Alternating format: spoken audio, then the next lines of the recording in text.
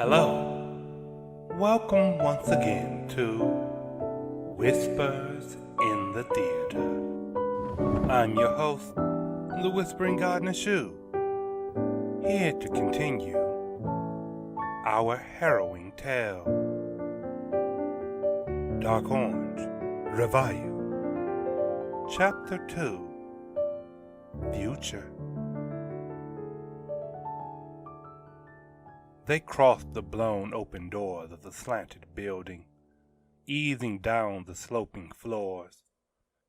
Storefronts turned to handholds as the incline deepened, descending into an abysmal mall. The world changed as the descent went on, darkness inhaling, breathing them in. New York subways were only 173 feet deep, but it felt like they passed it years ago. They thought they'd run out of stores before they hit the ground. They thought they'd run out of rope when that thought was proven true. Instead, they heard the knotted ends slap the floor below. Sliding carefully, they reached the ground, letting their visors shape the void. Their sight went on, stretching down the jagged throat of a tunnel. Judge flashed signals, weapons drawn, 3 miles to go. He pressed the base of his band, and battle axes filled his hands, coming together with pops of light. They did the same, and he noted their weapons. Dual short swords for Fang and Assassin, a mid-lance and shield combo for Abigail and Knight. Raven and King were armed with glaives, while blades stuck out from Ace and Hunter's forearms. Good. Not one of them was a bad choice. The faux iron came together in taut forms, telling him each one was confident in their weapons. Judge signaled more. They were ready to carry forth. The first mile was more of the silence, their breath filling it, giving it life. They crept forward in the confidence of their visors. As it filled their vision, a reticle waited, cautious of sudden movement. It jumped to the tumble of pebbles. It locked eyes with rats, stopping to watch the numbers pass. Mostly, the reticle sat still, even as they crossed the second mile into a dome-like cavern. Porous holes of different sizes covered the curving ceiling. It hung 60 feet above their heads, capping the mile to a sole exit on the other end. Judd signaled. More of the same. Stay alert. They nodded and followed, ears as ready as their visors. This cavern was alive, the holes above whistling hoarsely. Each one was a wheeze of breath, trying to fill a lung of stone. Inhalation after inhalation, as if the darkness had to breathe. It breathed in sync with them, then finally called out. Not there. The phrase dropped like a stone, bringing them to a stop. Not there. It cried again, and all eyes went up. Their reticles went wild. Bouncing from hole to hole, they traced the outline of a building cloud, gray, bright, fat with a coming storm. Not there! The cloud screamed as it grew closer, and the numbers saw the truth. Not a cloud, but a horde of bodies tumbling through the air. The numbers ran to the other side. The bodies crashed, rupturing the silence. Beholding no more, Judge signaled aloud. Get ready! He roared over the thunder of grays piling on each other. Not there! The horde answered at the unbroken rows, pouring toward their targets of envy. The numbers did not need the command. As the wave rushed them with blind aggression, ramming, shoving, crushing the fallen. Their weapons were ready. They parted the horde with a few swift strokes. Bodies tumbled into a mob around them, the first to rise, falling for the final time. Surrounded, things were according to design. The Greys pushed forward and got cut down. Glaives spun, parting flesh like clay. The fallen fell into a ring, forging a border few could cross.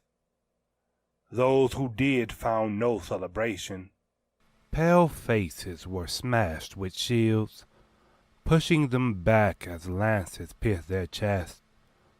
Their bodies were driven into the crowd, breaking the wave as they were tossed aside. Swords and arm blades cut in next, spreading like an infection. The Greys might as well have been standing still. They were always too slow to see their deaths coming. They were always too blind to focus their endless rage. Each number was too much to see beyond, leaving even Judge forgotten. Watching the massacre, he was taken back to yesterday. The administrator had summoned him into her office. When he arrived, a tablet awaited with a list of numbers brightening its screen. He picked it up without a question, and immediately found them familiar. Numbers, with a capital N. There were 12 of them on the list, and he could imagine each of their faces as he read it. Eyebrow raised, he looked at the younger woman. Of those 12, Judge, can you pick 8 who are ready to graduate? Could. Yes, but he didn't want to. He fought to keep his face blank, but his voice came low. I don't see why I need to. Isn't that what the lottery is for? Isn't the rule that if your number is higher than 100, you're not eligible? The woman sat back. Did you hear about Silas's group? Silas, the youngest of the Class A's. While numbers climbed just to get a name, classes were identity themselves. They were the figures on posters, guiding youthful eyes toward dangerous acclaim. They were the people numbers dreamed of being, and no one was as recognizable as him. His was a name that everyone knew. When you thought about Class A, his face filled your mind. Even if Judge stayed at home to rest, when Silas went on a mission, he'd find out. The boy was only 28, but it was impossible not to know him. Judge's whole body went cold. He hadn't heard about Silas's group. He didn't even know they were back. His face told the administrator that much. Out of 11 Class A operatives, only 3 of them returned.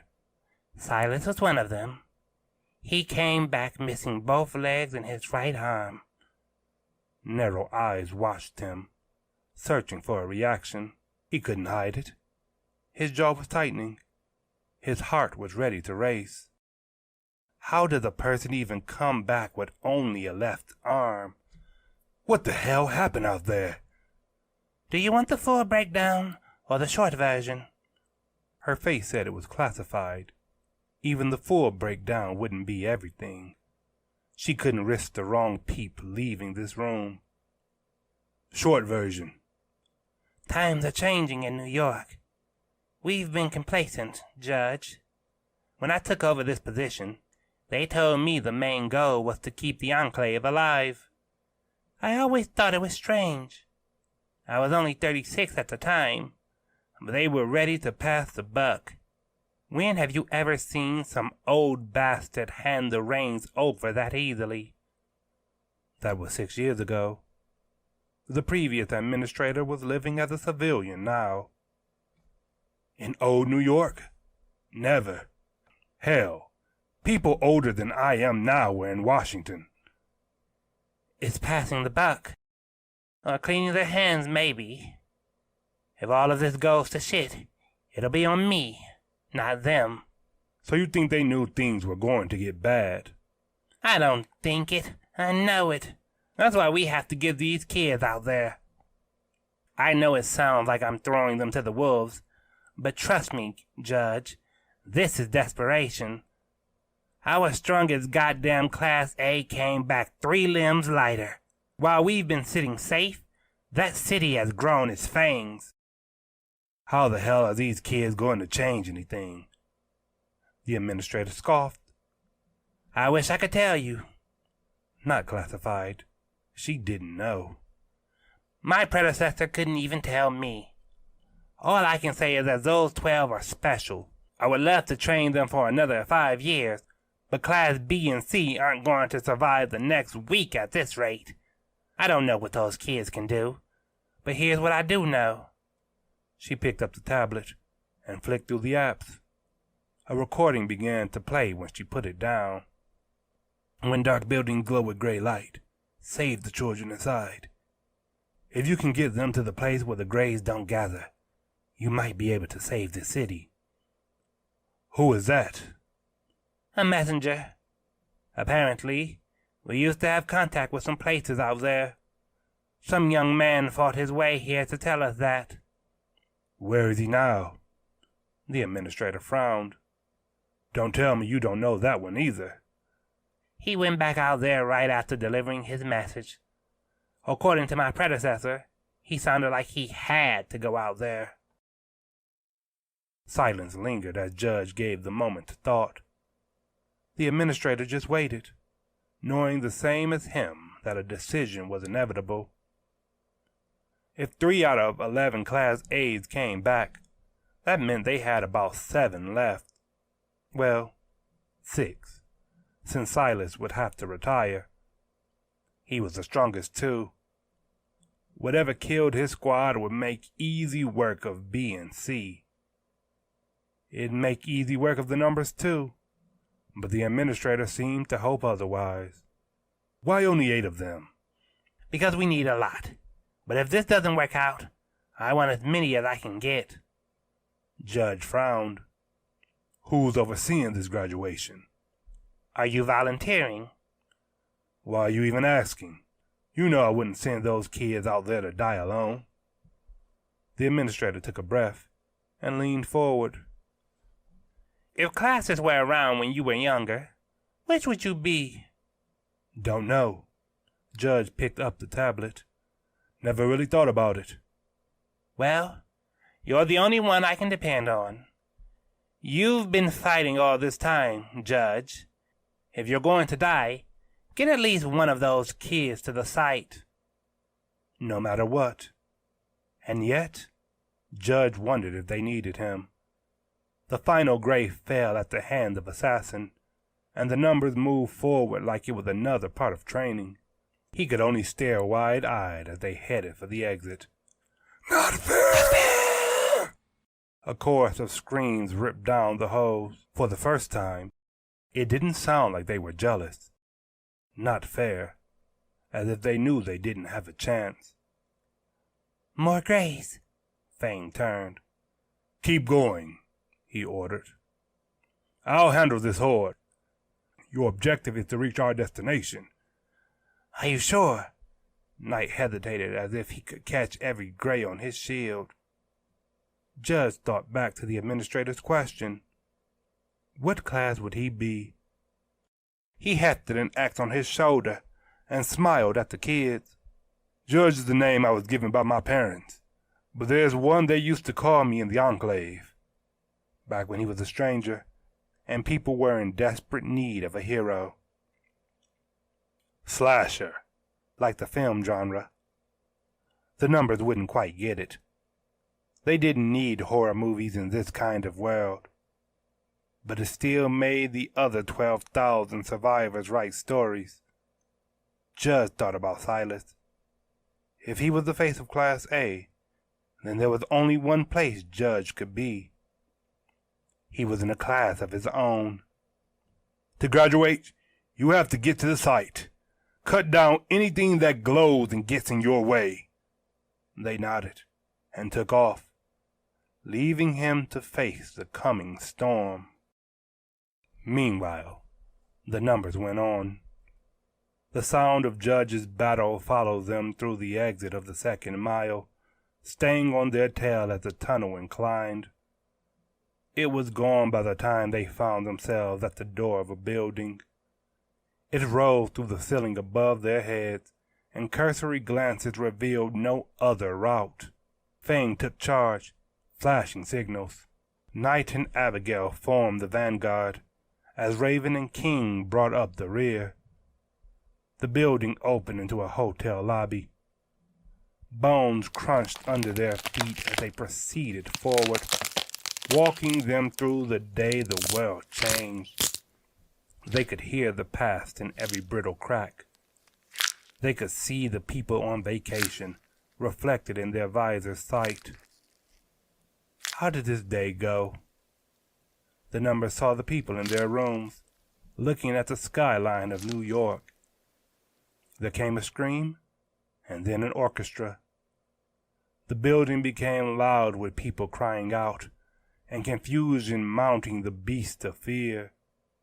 And on fear, people rode out into the hallway in a fury of grays. The numbers found doors torn off as they walked on. The windows were broken inside the rooms, saying many didn't make it out. Those that did almost always pointed forward, arms stretching and hands clawing to the elevator and stairs. A pile of remains held the stairwell shut until the numbers pushed, checking the hall as they proceeded up the flight. The emptiness was foreboding. Most of the grays managed to get out on the street. The last floor had no bones, and that somehow made it worse. Penthouse suite and rooftop access. This was the final leg of their climb. Through the door, an obsidian wall blocked most of their progress. It slanted and curved, closing the path to all but one room. Fang flashed signals. They go through and scale the walls to another. The others nodded and kept formation, heading to the glass door of its veranda. Suddenly, their visors caught movement. A gray clawed at the base of a fireplace, so entirely obsessed they might as well be the wind. Fang signaled to leave it. One wasn't enough of a concern. They saluted their confirmation, and were almost through the room when a light filled it. The gray held something up to the ceiling. Glowing bright, it looked like a heart dangling from a grapevine. The gray took a bite, and the floor undulated, tossing the numbers from their line. Most were thrown toward the door, but Raven was blocked by a thin glass wall. She swung her glaive, but it rang off. Meanwhile, the gray finished his meal, the light in his chest becoming mercurial. It erupted, burning the upper body, cooking the flesh to a silver shine. It burned to the lower half of his face, everything above the nose becoming a slanted, jagged crystal. The thing brought its hand to its face and smiled. "Silver," it spoke. Ice ran through Raven's veins. That utterance let it free, promoting it from the rank of grays. She could not leave this thing alive. If every bone was a vision of the past, then that phrase was a sound of a bleaker future. She spun her glaive toward it, drowning out the others banging on the wall. The glass shook, but gave no sign of breaking. This fight was entirely hers. Fang flashed signals. "Make this quick." The silver saved her the trouble of charging, throwing itself into a reckless dash. She met it with the tip of her glaive jammed into the chest, a light flashing as its body rolled back. Illuminance. a field of light serving as a barrier. Grays had them too, but theirs split with ease. This, however, felt like striking stone. Illuminance could be worn down, but this made her grip tighten. The weapon bends made fighting easy, and if this thing resisted them, she didn't want to imagine a horde. Make this quick. She cut down before it rose, but a handstand carried it away. She cut up as it landed on his feet. Light flashed off his head and off his neck as the glaive came around. It barked as his body went left, and she silenced it with another stab, and then another. To the face and chest. She threw in an extra for the stomach and put the cycle on repeat. The silver could only flail as she thrust. The flashes grew dimmer all the while, bringing the blade a little closer. It threw out its hand as the glaive cut through, striking with something that tossed her across the room. As she came down, it looked at its hands. A great sword formed of silver crystals hung in the air before them. It took hold of the hilt and smiled again. "Sword," it said, leaping through the air. Raven barely rose as it crashed down, springing away from the impact. It turned after her, catching its sword on her weapon shaft. She flew again, tearing through a counter. Their blades clashed as it dashed and swung, Raven pushing it as she rose. They drew back and swung again, blades flashing sparks in the darkness. She cut through his defense and spun. The silver managed to catch her blade, shrieking with delight. Reeling her in, it smashed their heads together. She cried out as she toppled back, and his sword came around. The crack of her armor was almost drowned out by her scream. The sword bit into her flesh, stopping in the edge of her stomach. The numbers banged on the glass again, and the silver turned to grin at them. "Luminance, amplify," Raven coughed out. A sparkle twirled in her breastplate, dyeing the rest of her armor with a slow glow.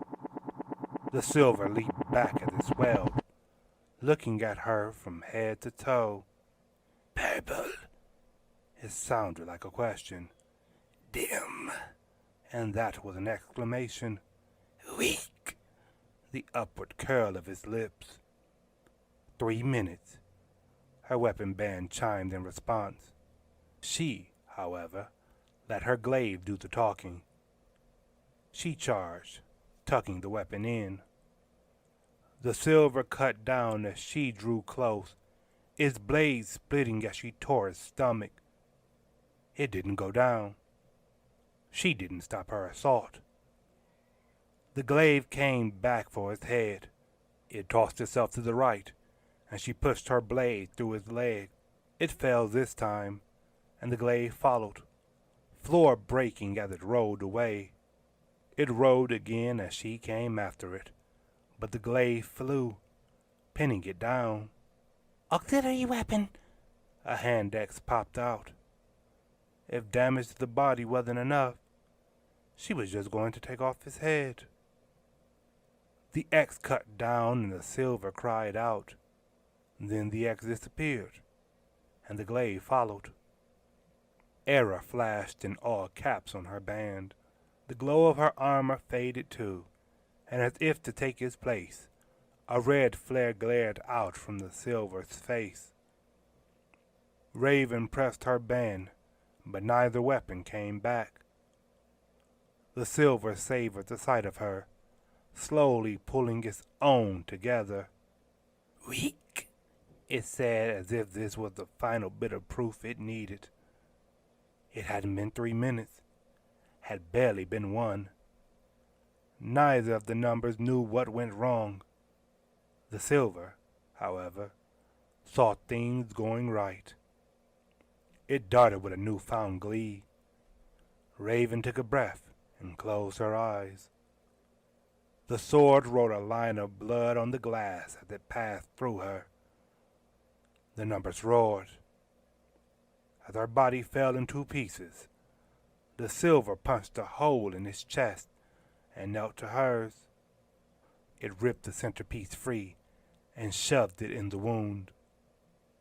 It took the band from her arm next, glaring at them as it put it on. Luminance, amplify! The spark twirled, burning red. A ravenous flame burst free, once more pushing the silver to the forward.